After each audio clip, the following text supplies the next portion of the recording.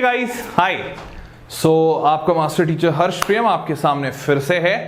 तो आज हम लोग बात करेंगे polynomials exercise 3.2। Very sorry, polynomials नहीं है, ये पेयर ऑफ लीनियर इक्वेशंस है। अभी भी दिमाग में वही पॉलिनोमियल्स चल रहा है क्योंकि वो भी पढ़ा रहा था मैं तुम्हें। तो एनीवेज, तो आज हम लोग बात करेंगे pair of linear equations in two variables, exercise 3.2 which is class 10th CBSE NCERT chapter number 3। Okay, तो इसमें 3.2 में हम लोग फर्स्ट और सेकंड क्वेश्चन डिस्कस करने वाले हैं। तो चलो शुरू करते हैं। Let's start. Here is the first question. पहला क्वेश्चन कहता है form the pair of linear equations in the following problems and find their solutions graphically. अच्छी बात है। 10 students of class 10th took part in a mathematics quiz. अच्छी बात, आगे बढ़ते हैं। If the number of girls is 4 more than number of boys. तो शायद मैंने पिछले सेशन में बताया था कि अब आपको देख के समझ में आ जाना चाहिए कि क्या होगा वेरिएबल। तो मेरे को ऐसा फील आ रहा है कि number of boys and number of girls he variable होने चाहिए। बट देखते हैं। Find the number of boys and girls who took part in the quiz. बिल्कुल सही बोला था मैंने।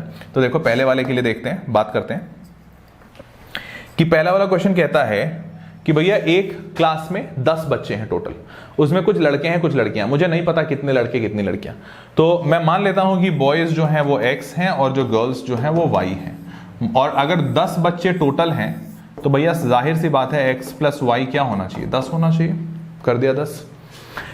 अच्छा, if the number of girls is 4 more than number of boys, number of girls is क्या है, number of girls y is का मतलब is equals to 4 more than मतलब 4 plus number of boys 4 plus x। तो दूसरा equation भी मिल गया, y is equals to 4x।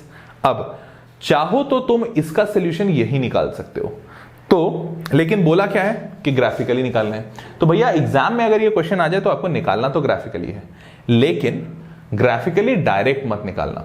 Rough में क्या करना, इसका सोल्यूशन तुम इक्वेशन से निकाल लेना। मतलब क्या, जैसे तुम्हें दिख रहा है y की वैल्यू 4 प्लस एक्स है, ये जो वैल्यू है ना 4 प्लस एक्स, इसको तुम पहले इक्वेशन में पुटअप कर दो। तो पुटअप करोगे तो क्या आएगा, देखो x प्लस वाई की जगह पे क्या आएगा 4 प्लस एक्स और इक्वल्स टू क्या दिखेगा 10, लिख दिया। सॉल्व करोगे तो x प्लस एक्स 2x हो गया और इज इक्वल्स टू 4 को उधर भेज दोगे तो 6 हो जाएगा। तो 2x इज इक्वल्स टू 6, मतलब x इज इक्वल्स टू 3। ठीक है, x इज इक्वल्स टू 3। अगर x की वैल्यू 3 है तो अब आपको y की वैल्यू भी मिल जाएगी 4 प्लस 3 7। ये आपके पास आ चुका है। अब तुम्हें बहुत आसानी होगी ग्राफ बनाने में। कैसे आसानी होगी, देखो भैया, x plus y equals to 10। Graph तो तुम बड़े आराम से बना लोगे। कैसे बना लोगे भैया, कि तुम x और y के पॉइंट्स लो, उनको प्लॉट करो, खट खट खट, ग्राफ बन जाएगा। तो अब आपको ग्राफ अगर बनाना है तो x plus y equals to 10 का कुछ ग्राफ ऐसा बनेगा, y equals to 4 plus x का ग्राफ, अगर मैं गलत नहीं हूं तो कुछ ऐसा बनना चाहिए। और दोनों कहां पे इंटरसेक्ट करेंगे वो पॉइंट तुमको दिख गया 3,7। तो ये जो इंटरसेक्शन पॉइंट है वो आपको मिल जाएगा 3,7। ठीक है, तो ये भी एक तरीका है। ग्राफ से भी कर सकते हो अगर हो जाता है डायरेक्ट, तो कई बार ग्राफ मुश्किल पड़ता है तो ये एक शॉर्टकट होगा। लेकिन ध्यान रखना, ये जो सोल्यूशन है ये पेपर में मत दिखाना, ये तुम रफ में कर लेना। ठीक है, चलो अब आगे बढ़ते हैं नेक्स्ट क्वेश्चन की तरफ। तो अगला क्वेश्चन कहता है हमारा 5 pencils and 7 pens together cost 50। अब मेरे को समझ में आ गया यार, मोटा मोटी देख के लग रहा है कि यह जरूर पेंसिल का कॉस्ट और पेन का कॉस्ट पूछा जा रहा होगा, एक पेन का और एक पेंसिल का। तो मैं मान लेता हूं फिर से कि 1 पेंसिल का कॉस्ट, 1 पेंसिल कॉस्ट क्या होना चाहिए x रुपीस, और पेन का, एक पेन का कॉस्ट क्या होना चाहिए y रुपीस। मान लिया। 5 पेंसिल और 7 पेन की बात की गई है, मतलब 5 पेंसिल मतलब 5x प्लस 7 पेन मतलब 7y। Cost 50 rupees is equals to 50।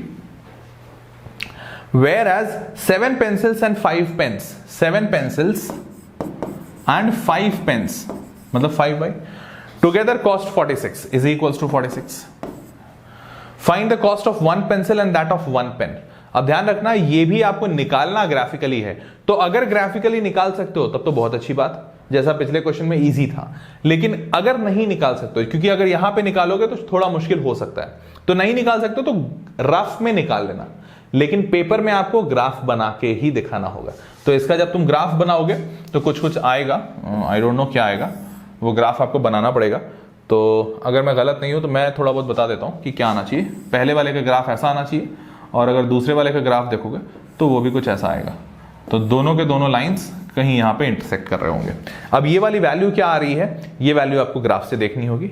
और अगर तुमको लग रहा है नहीं ग्राफ में मुश्किल हो रहा है सर, तो तुम रफ में कर लो, इसको सॉल्व कर लो। मैं दिखा देता हूँ ग्राफ से भी एक।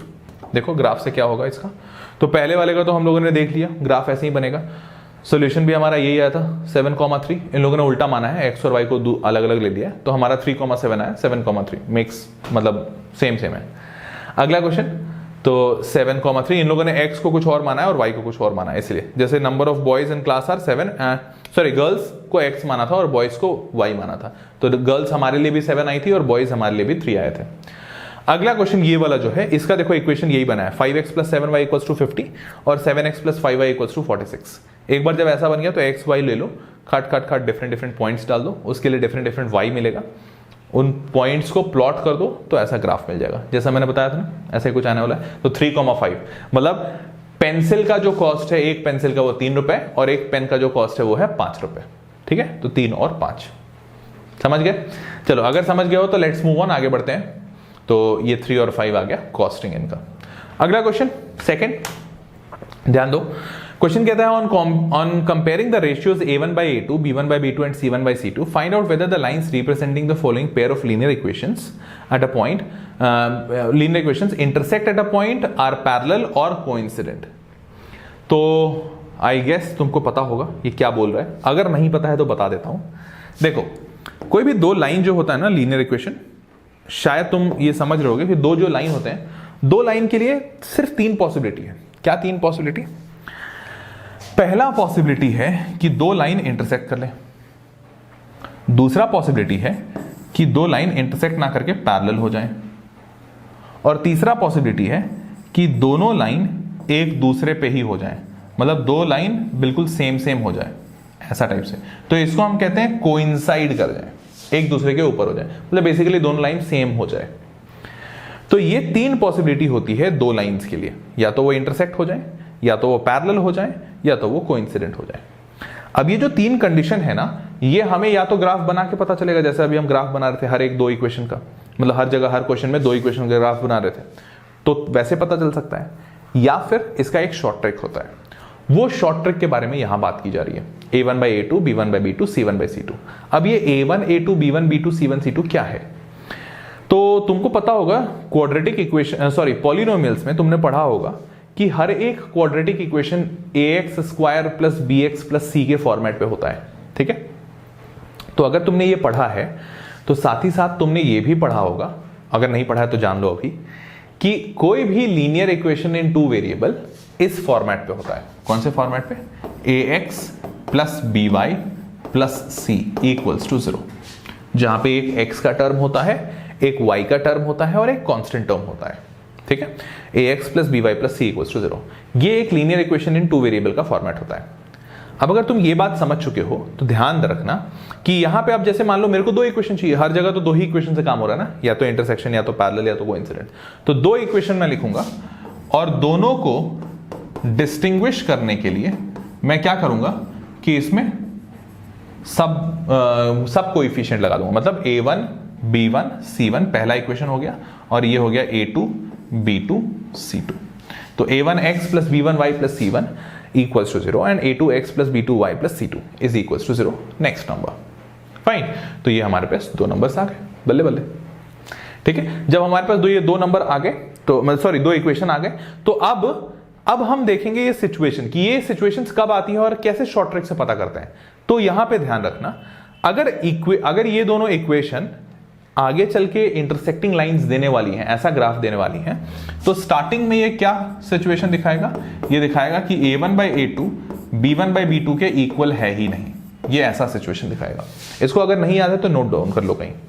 अगर पैरेलल होगा तो सिचुएशन दिखेगा कि भैया a1/a2 b1/b2 के तो इक्वल है, लेकिन वो c1/c2 के इक्वल नहीं है, ऐसा दिखेगा। और अगर वो कोइंसिडेंट होगा तो सिचुएशन दिखेगा कि a1/a2 इक्वल तो है b1/b2 के, और ये c1/c2 के भी इक्वल है, मतलब तीनों इक्वल दिखेंगे।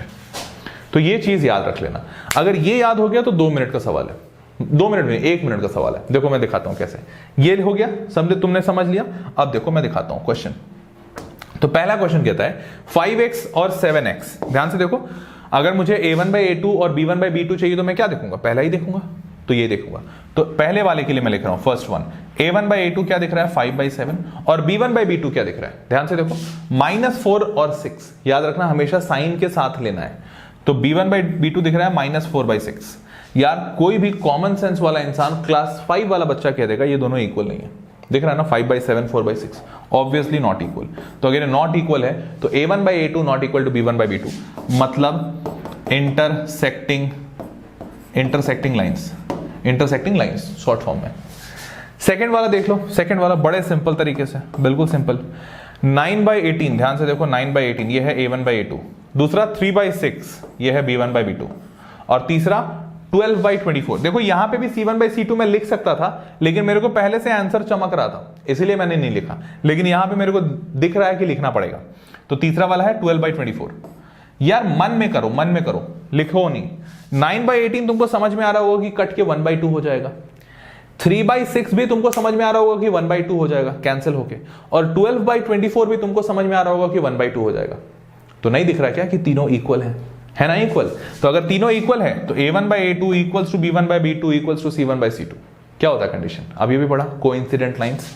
तो ये वाला हो जाएगा कोइंसिडेंट लाइंस। देखो सिंपल, एक तरीका, बस 1 सेकंड में निकल जाएगा, खट सारे। और तीसरा वाला भी देख लो, तो तीसरा वाला अगर देखोगे शायद ये पैरेलल होना चाहिए, कॉमन सेंस से ये लग रहा है। 6/2 लिख दिया, 6/2 a1/a2। दूसरा है -3/-1, अच्छी बात है, -3/-1, -1 ही है ना नीचे।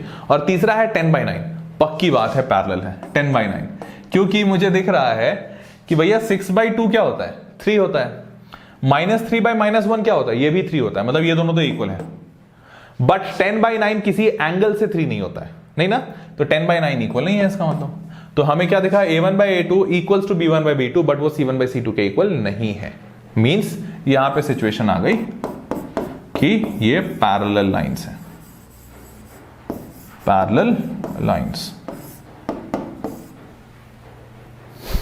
ठीक है, समझ गए, सिंपल था, ज्यादा टफ नहीं था, इजंट इट। तो अगर ये समझ गए हो तो देखो सॉल्यूशन भी बिल्कुल ऐसा ही है। पहला वाला इंटरसेक्टिंग लाइंस इक्वल नहीं है, दूसरे वाले की बात करें तो सारे इक्वल हैं, इसलिए कोइंसिडेंट लाइंस, सारे के सारे इक्वल आ रहे हैं। और तीसरा वाला, पहला दो इक्वल है a1/a2 b1/b2, but c1/c2 equal नहीं है, इसीलिए पैरेलल लाइंस।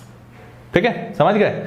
चलो, अगर समझ गए हो और मेरे साथ और पढ़ना चाहते हो और मेरे जैसे और भी मास्टर टीचर्स के साथ पढ़ना चाहते हो तो वेदांतु का सब्सक्रिप्शन क्लासेस ज्वाइन कर सकते हो। सब्सक्रिप्शन में क्या होता है, सारी चीजें फ्री होती हैं, मतलब सिर्फ एक सब्सक्रिप्शन का पैसे देने पड़ते हैं।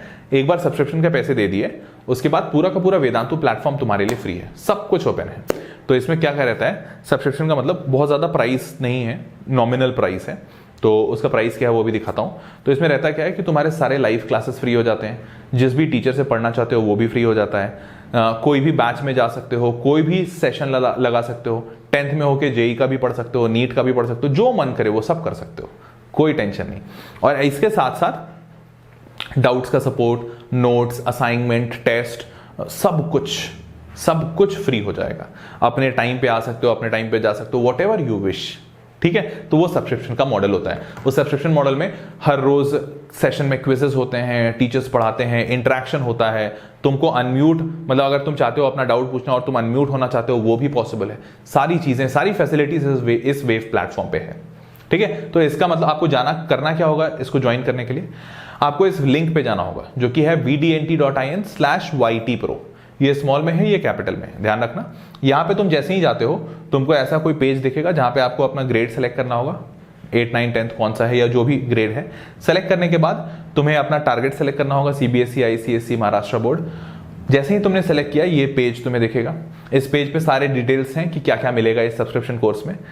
नीचे क्लिक करना गेट सब्सक्रिप्शन। जैसे ही तुमने क्लिक किया ये पेज ओपन होगा कि कितने टाइम के लिए सब्सक्रिप्शन चाहिए, 1 महीने, 3 महीने, 6 महीने, वॉटेवर। तो अगर 1 महीने का प्राइस देखते हो तो देखो 2700 रुपए, बहुत ज्यादा नहीं है। लेकिन हाँ, अगर मान लो ये ज्यादा लग रहा है तो तुम एक कूपन कोड अप्लाई कर देना, यहाँ पे enter coupon code HPPRO, HPPRO, HPPRO। तो HP Pro जो कूपन कोड तुम डालोगे तो जो भी डिस्काउंट पहले से मिला हुआ है उसके ऊपर एक 15% का एडिशनल डिस्काउंट हो जाएगा, ठीक है। तो 4000 का कोर्स 2700 में और 2700 का कोर्स 2300 में, 2290 रुपए के आसपास में। तो ये तुमको इस प्राइस में मिल जाएगा। हालांकि अगर तुम चाहते हो सिर्फ 1 महीने नहीं लॉन्ग टर्म पढ़ना चाहते हो तो तुम 6 महीने का या 12 महीने का भी कोर्स होता है वो ले सकते हो, और उसमें तुमको प्राइस पर मंथ कम पड़ेगा। जैसे अगर 6 महीने का लेते हो तो यहाँ पे 1600 रुपए के आसपास पर मंथ का प्राइस होता है, तो दैट यू कैन ज्वाइन, ठीक है। तो let's see you guys in the subscription class. बहुत मजे करते हैं अपन वहां पे, और खूब सारी पढ़ाई होती है, खूब सारी मस्ती होती है, हर रोज मेंटी क्विज होता है, हर रोज डाउट सपोर्ट होता है, खूब मजे करते हैं, ठीक है। तो I will be waiting for all of you guys there. Till then bye bye, take care and good night, bye bye.